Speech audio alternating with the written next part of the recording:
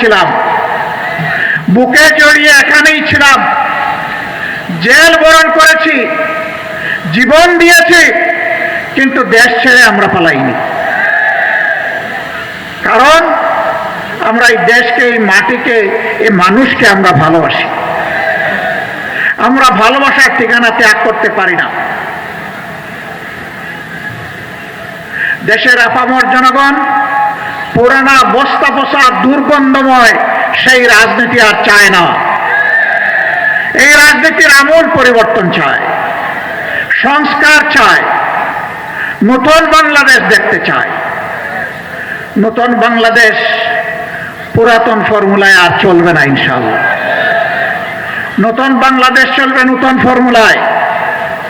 সেই নতুন ফর্মুলাটা কি? সেই ফর্মুলা হচ্ছে আগামীতে জনগণ আর কোনো দলের পক্ষপাত দুষ্ট কোনো সরকার দেখতে চায় না। জনগণ দেখতে চায় জনগণের সরকার। যেই সরকারের প্রত্যেকটি নিয়োজিত ব্যক্তি নিজের জন্য চিন্তা করার আগে জনগণের স্বার্থ নিয়ে ভাববে। জনগণের স্বার্থ জনগণের হাতে তুলে দেওয়ার পরে জনগণের অংশ হিসাবে সেও তার অংশ ভোগ করবে। যেই সরকার জনগণের ভাগ্যের পরিবর্তনের কথা বলে জনগণের সাথে প্রতারণা করে নিজের ভাগ্যের পরিবর্তন করবে না, যেই সরকার দুর্নীতিতে জড়াবে না, যেই সরকারের মদত পুষ্ট হয়ে কেউ চাঁদাবাজি করার দুঃসাহস দেখাবে না, যেই সরকারের সময় সমাজের সর্বক্ষেত্রে ন্যায় বিচার প্রতিষ্ঠিত হবে, নারী পুরুষ সকলেই সম্মানের সাথে শান্তিতে এই সমাজে বসবাস করে উন্নয়নের গর্বিত অংশীদার হবে, ভূমিকা রাখবে। পুরুষরাও রাখবে, নারীরাও রাখবে, নিরাপত্তা এবং সম্মানের সাথে রাখবে। এই নতুন ব্যবস্থাপনা বাংলাদেশের জনগণ দেখার জন্য মুখিয়ে আছে।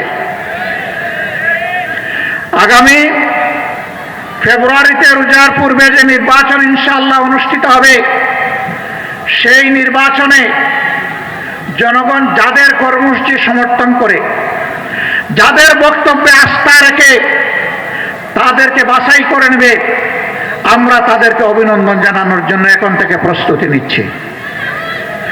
যদি আমাদের দলকে জনগণ বেছে নেয়, আমরা সকল রাজনৈতিক দল এবং শক্তিকে আহ্বান জানাবো, আপনারাও আমাদেরকে সমর্থন দিবেন, অভিনন্দন জানাবেন এবং আপনাদেরকে সাথে নিয়েই আমরা দেশ গড়ব ইনশাআল্লাহ। কেউ কেউ ইতিমধ্যে বলেছেন তারা ফ্যাসিবাদ বিরোধী সকল দলকে সাথে নিয়ে যদি তারা নির্বাচিত হন তাহলে সরকার গড়বেন ইল্লা জামাতে ইসলামী, জামাতে ইসলামী ছাড়া।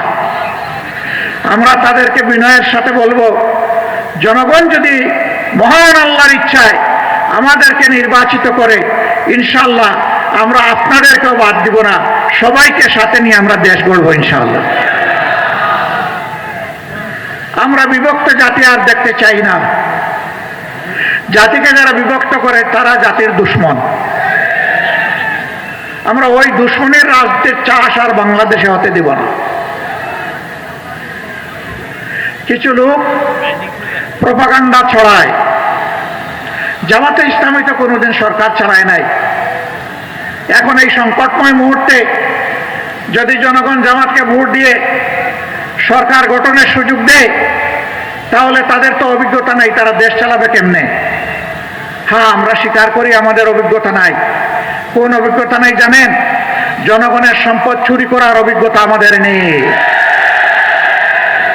দলীয় কর্মীদেরকে দিয়ে চাঁদাবাজি করার অভিজ্ঞতা আমাদের নেই। অনরুম কায়েম করে টেকচার সেল গঠনের অভিজ্ঞতা আমাদের নেই। সর্বপর্যায়ে মাথা থেকে পায়ের কথা দুর্নীতি করার অভিজ্ঞতা আমাদের নেই।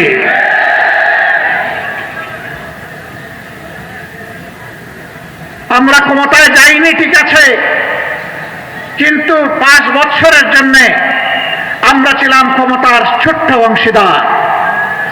2001 থেকে 2006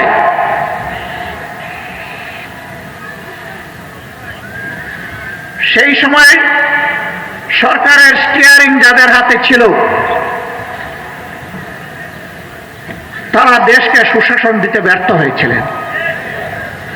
সেই সময় দেশ 4 বার দুর্নীতিতে বিশ্ব চ্যাম্পিয়ন হয়েছিল, কিন্তু মাহবুদের অশেষ মেহেরবানি বাংলাদেশ জামাতে ইসলামীর সেই সময়কার সম্মানিত আমিরে জামাত, সেক্রেটারি জেনারেল, এই 2 জন মন্ত্রী ছিলেন, 3টা মন্ত্রণালয় তারা সেবা দান করেছেন জনগণকে।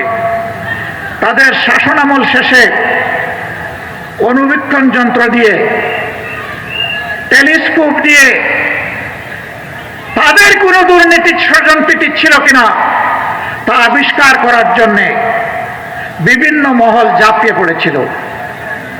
আলহামদুলিল্লাহ, দুর্নীতির একটা সর্ষে দানাও তারা আবিষ্কার করতে পারে নাই।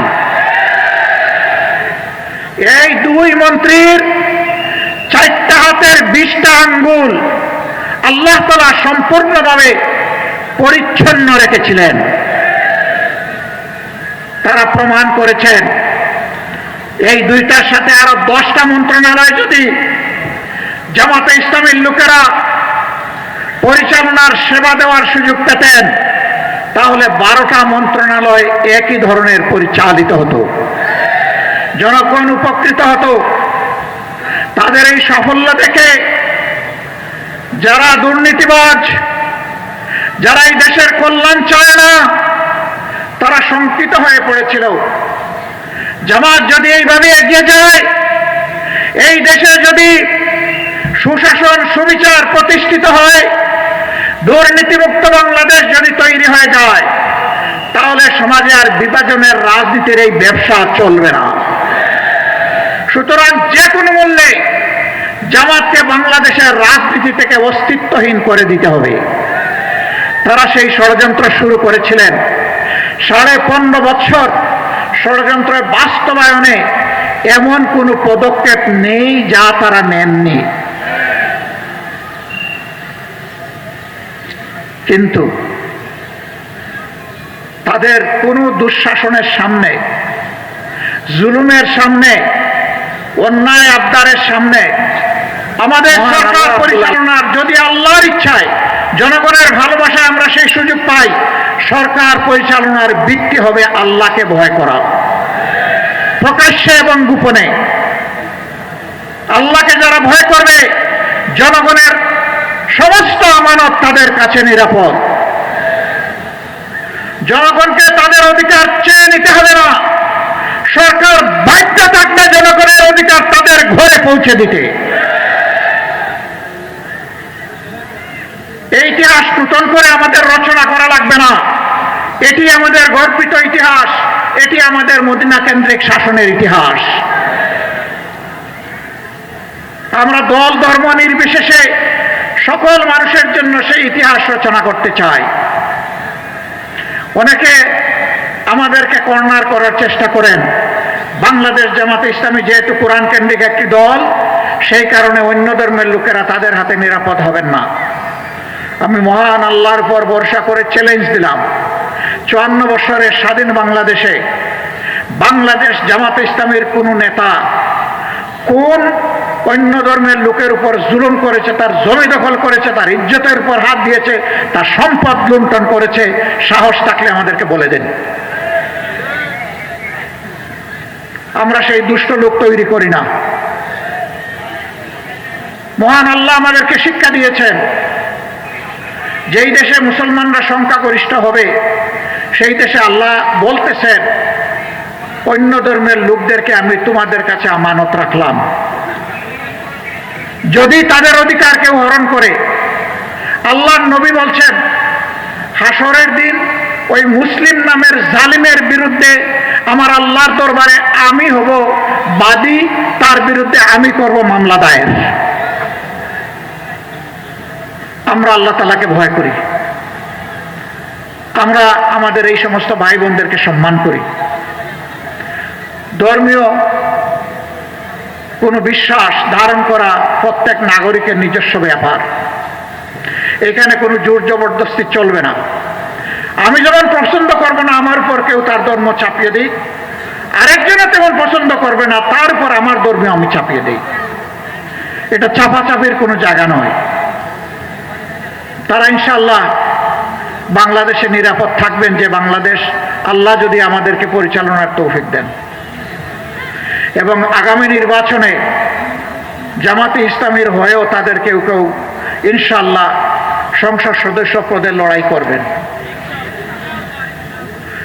এর মাধ্যমে আমরা জাতিকে ঐক্যের জায়গায় আনতে চাচ্ছি, বিভক্তির ভেদের আকার কবর রচনা করতে চাই।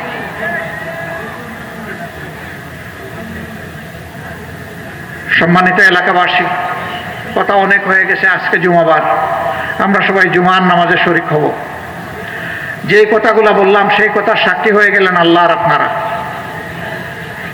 মহান আল্লাহর কাছে তৌফিক চাই এই অঙ্গীকার কথাগুলা যেন আমরা রক্ষা করতে পারি। আমরা কথা দিচ্ছি, বাংলাদেশ পরিচালনার দায়িত্বে যাই অথবা না যাই, দুর্নীতির বিরুদ্ধে আমাদের যুদ্ধ চলবে। কেউ আমাদেরকে থামাতে পারবে না ইনশাআল্লাহ। চাঁদাবাজদের বিরুদ্ধে আমাদের